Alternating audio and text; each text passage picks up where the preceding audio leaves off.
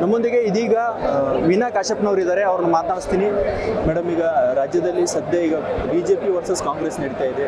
So Nagendra ಅವರ ರಾಜೀನಾಮೆಯನ್ನು BJP ಅವರು ಒತ್ತಾಯ ಮಾಡ್ತಾ ಇದ್ದಾರೆ, ಏನು ಹೇಳ್ತೀವಿ?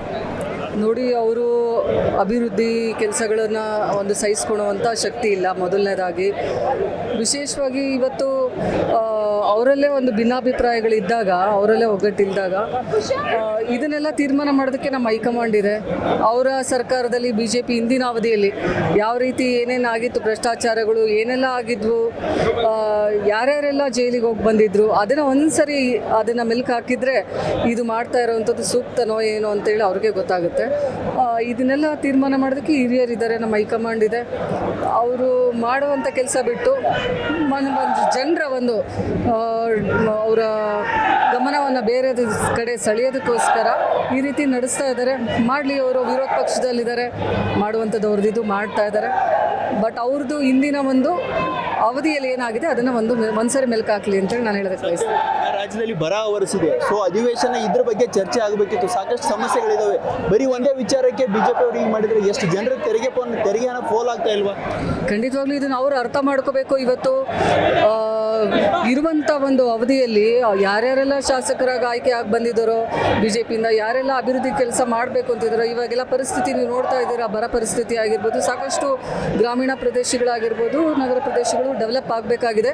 ಅದರ ಬಗ್ಗೆ ಗಮನ ಹರಿಸೋದು ಬಿಟ್ಟು ಇಡೀ ಸದನನೇ ಈ ಒಂದು ವಿಷಯಕ್ಕೋಸ್ಕರ ತಿಂದಾಕಿರೋದು ಭಾಳ ನಮ್ಮ ಒಂದು ಇಡೀ ಸಂವಿಧಾನಕ್ಕೆ ಒಂದು ದುರ್ದೈವ ಅಂತ ಹೇಳೋದಕ್ಕೆ ಬಯಸ್ತೀನಿ. ಇವತ್ತು ಅಭಿವೃದ್ಧಿ ಕಡೆ ಇನ್ನಾದರೂ ಗಮನ ಕೊಡಲಿ ಅಂತೇಳಿ ನಾನು ಅವರಿಗೆ ಶುಭ ಹಾರೈಸ್ತೀನಿ. ನಿಮ್ಮ ಮನೆಯವರು ಮೇಡಮ್ ಸಚಿವರಾಗಿದ್ದಾರೆ, ವಿಜಯಾನಂದ ಕಾಶ್ಯಪ್ನವರು. ಸೊ ಯಾವ ರೀತಿಯಾಗಿ ಕೆಲಸ ಮಾಡ್ಬೋದು ಅನ್ಸುತ್ತೆ? ಖಂಡಿತವಾಗ್ಲೂ ಇವತ್ತು ಅವರಿಗೆ ಕೊಟ್ಟಿರುವಂಥ ಇಲಾಖೆ ಭಾಳ ಅದ್ಭುತವಾದಂಥ ಇಲಾಖೆ. ಯುವಕರಿಗಾಗಿರ್ಬೋದು, ಮಹಿಳೆಯರಿಗಾಗಿರ್ಬೋದು ಹೆಚ್ಚು ಹೆಚ್ಚು ಉದ್ಯೋಗ ಅವಕಾಶಗಳನ್ನು ಸೃಷ್ಟಿ ಮಾಡುವಂಥ ಇಲಾಖೆ ಆಗಿರೋದ್ರಿಂದ ಸಂಪೂರ್ಣವಾದಂಥ ವಿಶ್ವಾಸ ಇದೆ. ಅವರ ಅವಧಿಯಲ್ಲಿ ಒಳ್ಳೆ ಕೆಲಸಗಳನ್ನು ಮಾಡ್ತಾರೆ.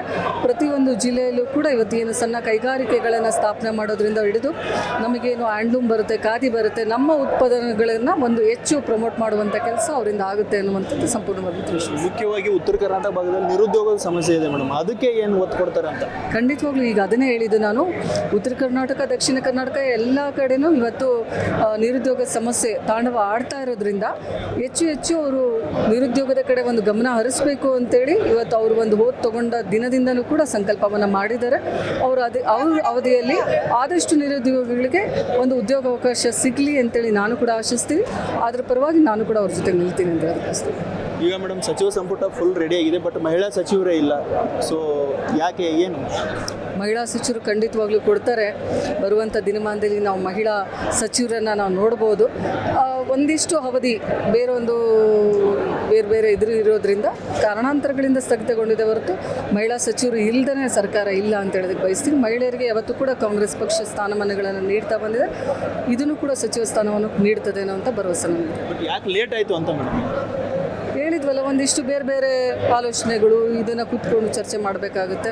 ಇವತ್ತು ಸಚಿವ ಸ್ಥಾನ ಅಂತಂದರೆ ಅದನ್ನು ನಿಭಾಯಿಸುವಂಥವ್ರನ್ನ ಒಂದು ಹುಡುಕಿ ಅವರಿಗೆ ನೀಡುವಂಥ, ಯಾರೆಲ್ಲಾಗೆ ಅವಕಾಶಗಳನ್ನು ಸಿಕ್ಕಿಲ್ಲ ಅವರಿಗೆ ಕೊಡಬೇಕು ಅನ್ನುವಂಥದ್ದು ಒಂದು ಹೈಕಮಾಂಡ್ನ ಒಂದು ಉದ್ದೇಶ ಆಗಿರೋದ್ರಿಂದ ಸ್ವಲ್ಪ ವಿಳಂಬ ಆಗ್ತಾ ಇದೆ. ಖಂಡಿತವಾಗ್ಲೂ ಮಹಿಳಾ ಸಚಿವರನ್ನು ನಾವು ಮುಂದಿನ ಅಧಿವೇಶನದಲ್ಲಿ ನೋಡೋದಕ್ಕೆ ಸಾಧ್ಯ ಅಂತ ಹೇಳೋದಕ್ಕೆ ಬಯಸ್ತೀನಿ. ಬಾಗಲಕೋಟೆ ಜಿಲ್ಲೆಗೆ ಸಂಬಂಧಪಟ್ಟಂತೆ ಯಾವೆಲ್ಲ ನೀಲನಕ್ಷೆಗಳನ್ನು ಹಾಕೊಂಡಿದ್ದಾರೆ ಸಚಿವರು? ಈಗಾಗಲೇ ಹೇಳ್ದಂಗೆ ನಮ್ಮ ಜಿಲ್ಲೆ ಇವತ್ತು ನೇಕಾರನ್ನು ಒಳಗೊಂಡಂಥ ಜಿಲ್ಲೆ, ಖಾದಿ ಉದ್ಯಮಗಳನ್ನು ಒಳಗೊಂಡಂಥ ಜಿಲ್ಲೆ, ಜೊತೆಗೆ ಇವತ್ತು ಭಾಳಷ್ಟು ಸಣ್ಣ ಕೈಗಾರಿಕೆ ಒಳಗೆ ಬರುವಂಥ ಏನು ಉತ್ಪನ್ನಗಳಿದೆ ಅವೆಲ್ಲವಕ್ಕೂ ಕೂಡ ಇವತ್ತು ವಿಶೇಷವಾದಂಥ ಒಂದು ಕ್ಲಸ್ಟರ್ಗಳನ್ನು ಸ್ಥಾಪನೆ ಆಗಿರ್ಬೋದು, ಟೆಕ್ಸ್ಟೈಲ್ ಪಾರ್ಕ್ ಆಗಿರ್ಬೋದು, ಈ ಥರ ಹಲವಾರು ಯೋಜನೆಗಳನ್ನು ಸಚಿವರು ಹಮ್ಮಿಕೊಂಡಿದ್ದಾರೆ. ಮುಂದಿನ ದಿನಮಾನದಲ್ಲಿ ಹಂತ ಹಂತವಾಗಿ ಅದನ್ನು ಜಾರಿಗೆ ತರ್ತಾರೆ ಅನ್ನುವಂಥ ಭರವಸೆ ನನಗಿದೆ. ಇವಿಷ್ಟು ವೀಣಾ ಕಾಶ್ಯಪ್ನವರ ಮಾತುಗಳು. ವಿಡಿಯೋ ಜರ್ನಲಿಸ್ಟ್ ಮಂಜುನಾಥ್ ಜೊತೆ ಪ್ರಹ್ಲಾದ್, ಪ್ರತಿಧ್ವನಿ ನ್ಯೂಸ್, ಬೆಂಗಳೂರು.